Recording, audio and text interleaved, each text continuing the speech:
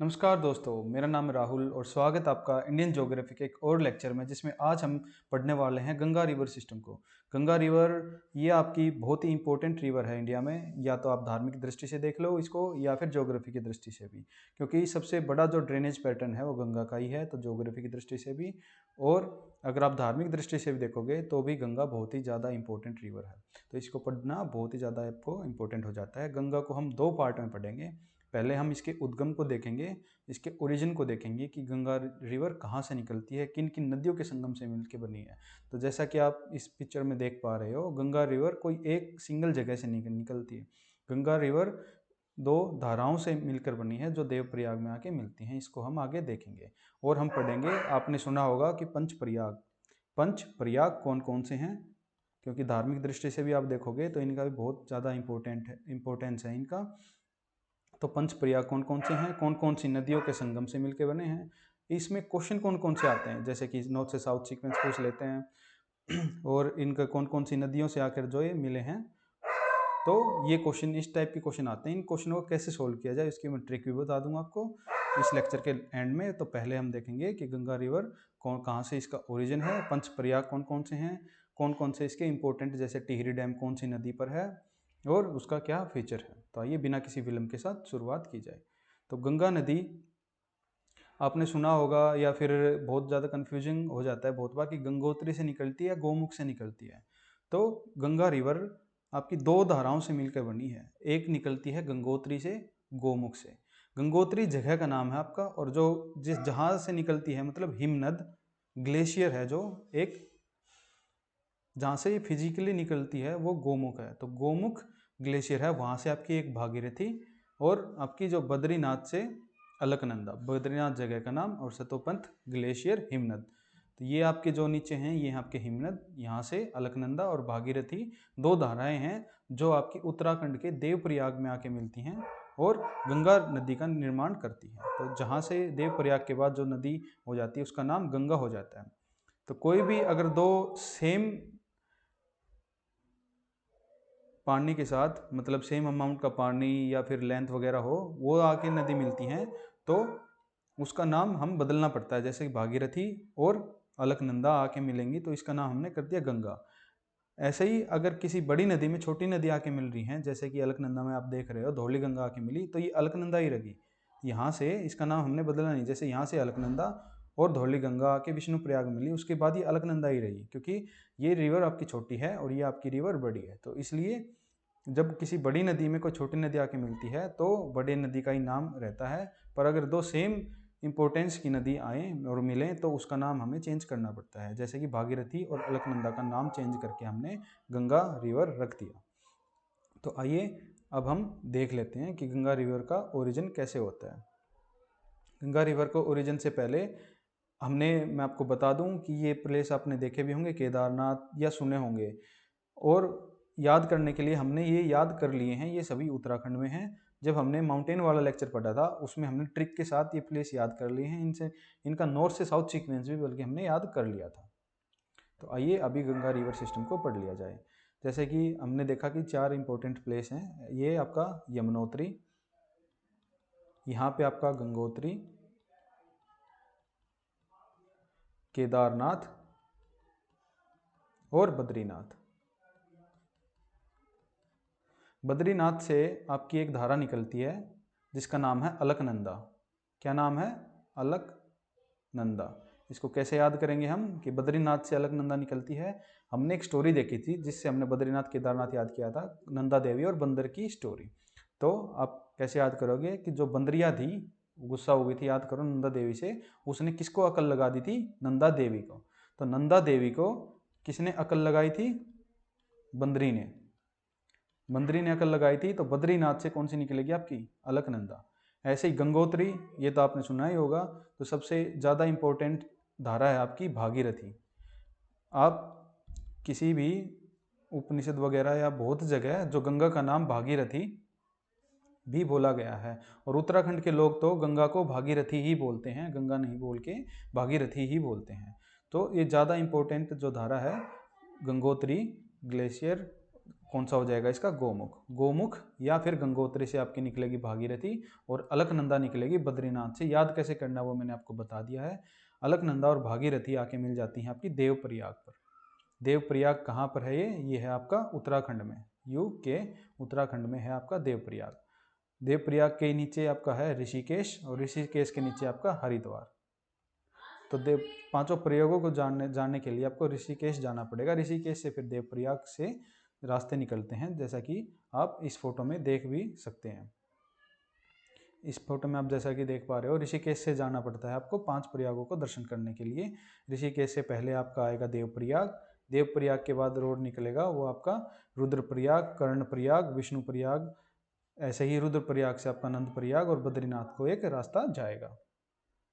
तो हमने 2 नदी पढ़ ली हैं। इनको कैसे याद करेंगे हम कि गंगा किसकी नदी से बनके बनी है, A + B वो किसको होगी, वो हो जाएंगी आपकी गंगा। गंगा किससे मिलकर बनी है, A और B, क्योंकि बहुत बार हम A और 5 नदी और पढ़ेंगे पंचप्रयाग के लिए, तो उसके लिए कंफ्यूजिंग हो जाएगा। तो A + B वो गंगा का निर्माण करेंगे। याद करना कौन कौन सी, अलकनंदा और भागीरथी।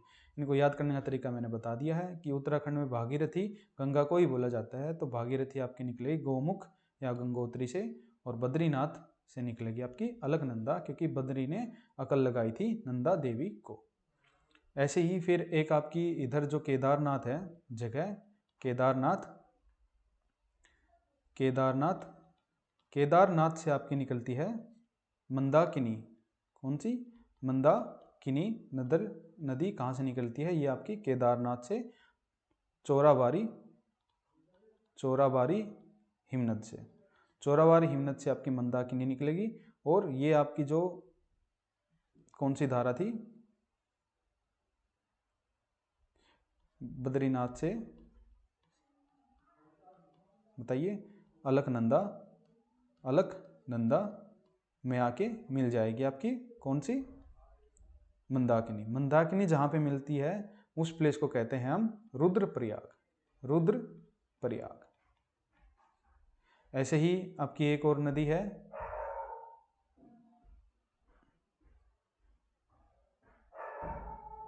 धौली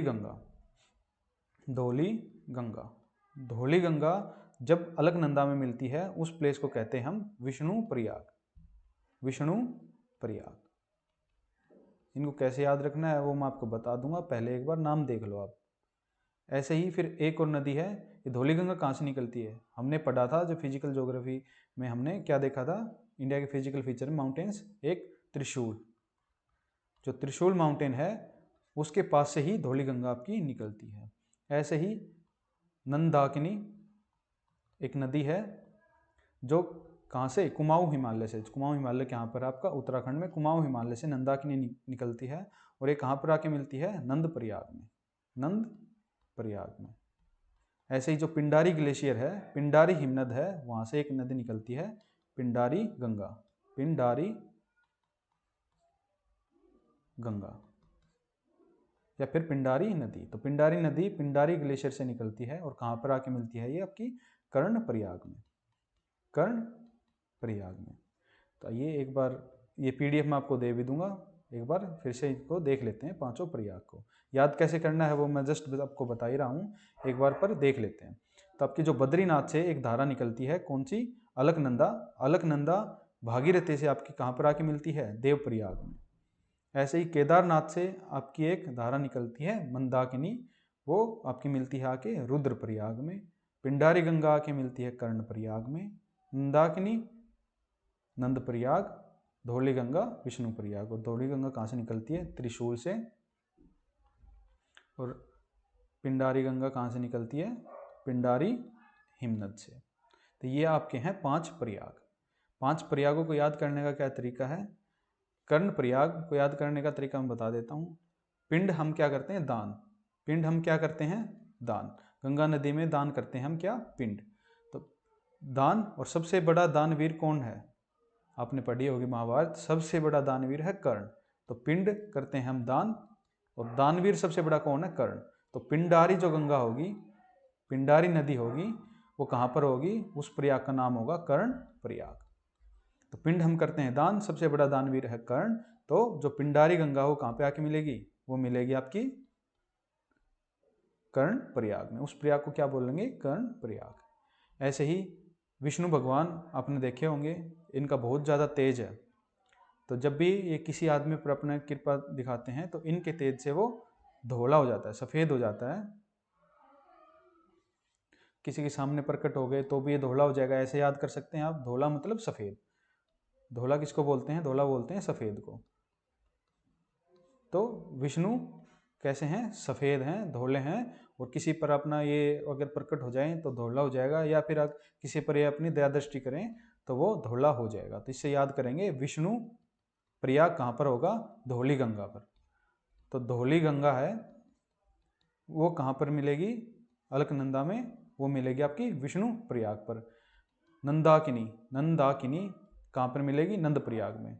नंद नंद, तो नंदाकिनी कहाँ मिलेगी आपकी? नंद प्रयाग में। ऐसे ही A+B मैंने बताया था क्या? गंगा। तो गंगा जहाँ से निकलती है वो आपका कौन सा बताओ? देव प्रयाग। देव प्रयाग। तो देव प्रयाग किस किसके उससे मिला है?